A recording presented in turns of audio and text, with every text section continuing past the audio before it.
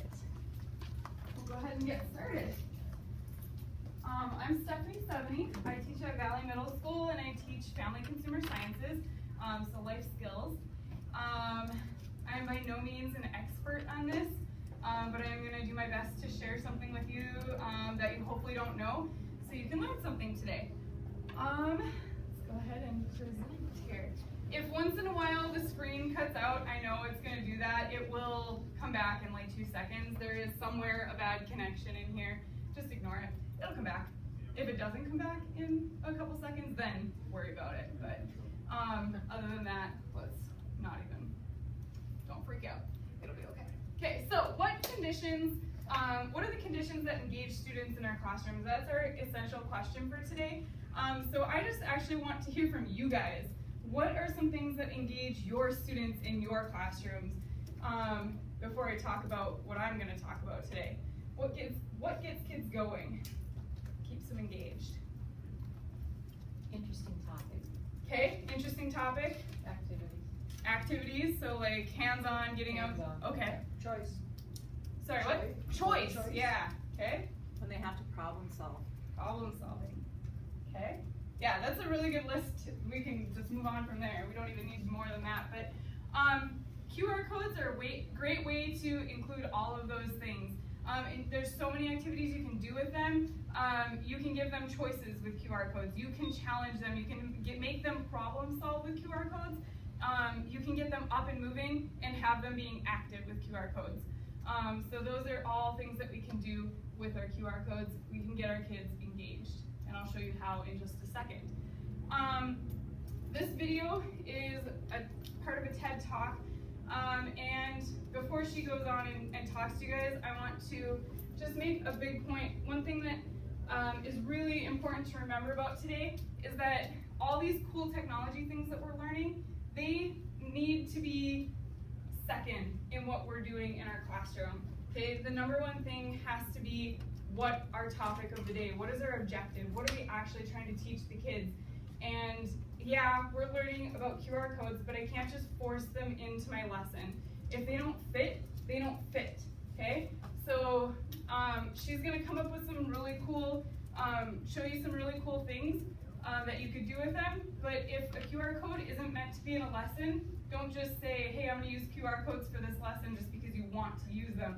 Make sure that it's the right way to be using QR codes, and don't just use them just to use them and be wasting the kids' time and adding more time to a lesson that could take 10 minutes and then be more productive and more educational rather than spending 40 minutes and using the technology just to force it into the lesson because it was fun, okay?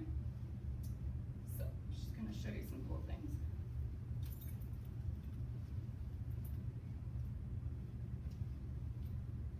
Oh, and I probably have my sound way down.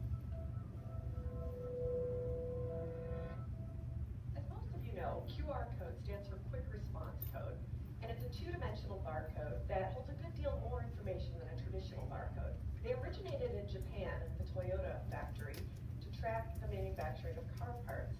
Since then, they've taken off in popularity, and you'll see them everywhere in consumer advertising. When you scan a QR code, you're instantly taken to a variety of tech-based experiences. Could be a text message, could be an audio message, could be a website, could be a video. It's like magic. The tools to create a QR code are essentially free. Oh, there it goes. Are common to use. So we have this great, free, easy tool, but what can we do with it? Teachers have realized there's a lot of potential for QR codes in the classroom. Recently, I told my class we would be learning some new vocabulary words, something we do 2 or 3 times a month. They let out a groan because it's kind of a boring activity. Then I passed out QR codes to all my students and told them we'd be interacting with them with devices, and that's how they find the vocabulary list. The attitude in the class changed completely. They went from groaning and moaning to excited and enthusiastic. I could teach the exact same lesson using QR codes and not using QR codes and get a completely different attitude.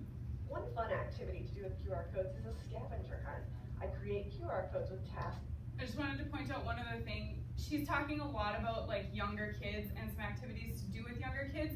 Can you do a scavenger hunt with high school kids? Absolutely, they love it. Okay, I've done it before. Can you do vocabulary QR code activities with high school kids? Absolutely. Okay, so some of these activities may seem not applicable, and a couple of them are not applicable, but most of them are definitely things that you could adjust for high school level. It's assigned to them. I hide them all around the room. Students go with their devices and scan them and have to complete the task. Recently, I hosted a technology event at my school. I called it a school-wide QR code. Students loved it. In grades K through 6, they were completely engaged and excited, literally running from code to code because they were so excited to see what the next task was going to be. Students who didn't have devices with them were begging their parents to pull out their smartphones so they could participate as well.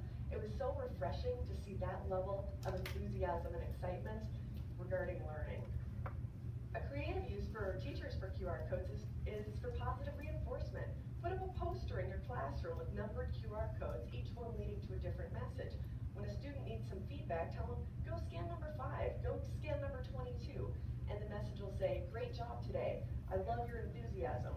Nice work. I can see you're working really hard. It's so much more exciting for a student to get out of their seat, scan a code, and interact with something for the teacher just to say, good job. It's much more memorable. Libraries have endless uses for QR codes. Scannable book reviews, lists of reading suggestions and book lists on the walls. Biographies. Imagine pulling a biography of Martin Luther King Jr. off the shelf, scanning a QR code, and being instantly taken to the I Have a Dream speech. It literally makes learning come alive. QR codes can add a nice 21st century twist to a traditional assignment. Each year I have my class create a poster for a book report, something we've all probably done at some point in elementary school. It's a little bit of a boring assignment. The kids enjoy it okay. This time I changed it up, and the second step of the assignment was to have them record their voices, recording an audio QR code of themselves giving a book review of the book. They then printed the QR code, attached it to the poster, and gave the poster a hands-on interactive quality. We put them in the hallway, and kids from all different classes were walking by, scanning them, listening to these book reviews. It was so much more fun than just a traditional poster. My class recently had the privilege of participating in a QR code lesson led by a teacher across the country. If the video chat weren't exciting enough, the fact that she incorporated QR codes into the lesson, my students from their seat, from the comfort of their classroom, could actually scan the codes on the computer screen, interacting with her QR codes from 3,000 miles away, was incredibly exciting and memorable for my students. They did not stop talking about the lesson for weeks. You just don't get that kind of memorable, engaging experience using a worksheet or reading from a textbook. QR codes have a possible use in every grade level with every subject area. Kindergarten teachers can have their students scan a QR code that leads to a phonics lesson. The music teacher can create audio QR codes of their students playing instruments or singing. PE teacher can post real-time race results or athletic event results, all attached to a QR code. The student council or the PTO can advertise upcoming school events all around the school and send home on flyers via QR code. The possibilities with this free and easy tool are endless. If used properly, QR codes have the potential to awaken a student, transform a lesson, and bring down the walls of your classroom, creating the ultimate 21st century learning opportunity. So not only is it a great way within your classroom, but also a great way to communicate with parents, because parents have these tools available to them on their smartphones. So you send these things home and parents can scan them, and they have communication from you or from their student. If you're recording their child and you send home something that their student has said about a project, things like that. So here is the link to the actual bulk of my presentation. If you want to come up and actually scan this, if you already have a scanning app on your phone, you can come up and scan, or you can just type in the code there if you want to. Both of those are totally acceptable ways to do it. I'm also going to pass around these little guys. They are the link to my presentation as well. So if you have one available to you, you can just pass that around. Yes. No. Oh, yep, I'm gonna pass them. Everyone can take one, so that if you want to look back at it later, it has all the steps to create QR codes. They have them in the back. So later on, maybe you forgot how to do a certain step, you could look back at it later.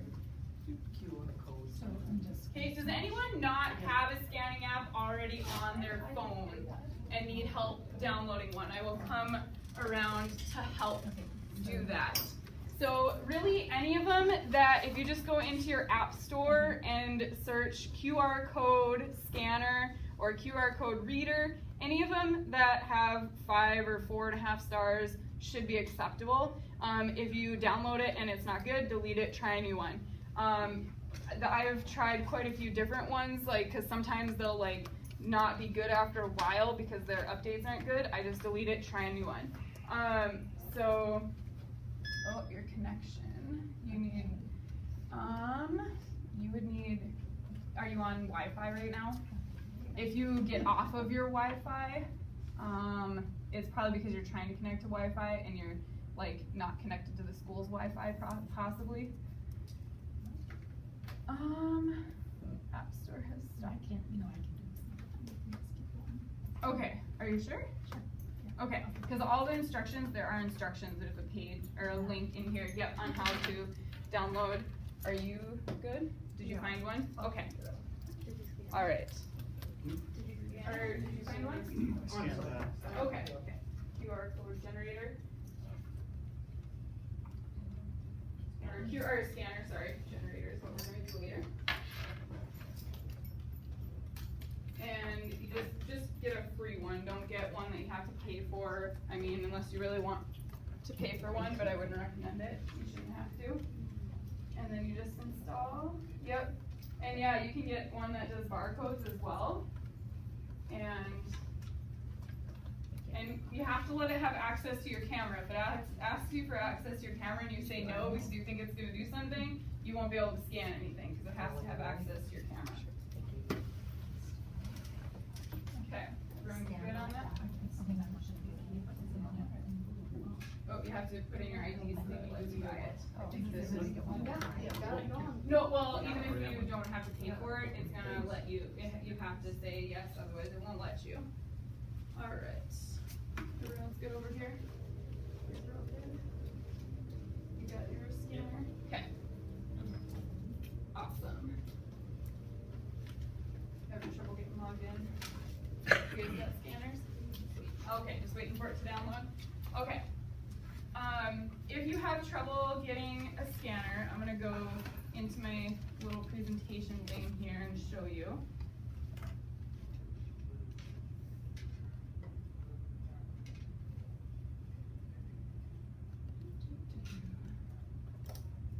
Okay.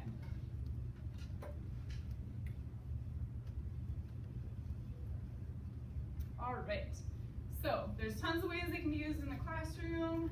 We already talked about that.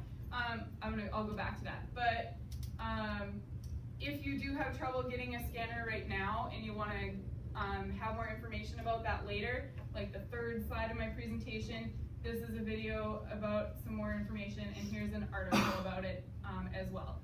Okay, so what are some ways that I've used QR codes in my personal classroom? This is a bulletin board I made last year where the kids would go, they could come up and scan. So this is a sewing machine, obviously. I teach family consumer sciences. Did I even introduce myself?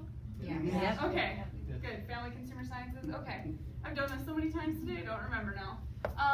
So they would come up and we've already maybe gone over the parts of the machine, they would quiz themselves and then test and see if they got it right. So one is the name of the part and the other one is what that part does.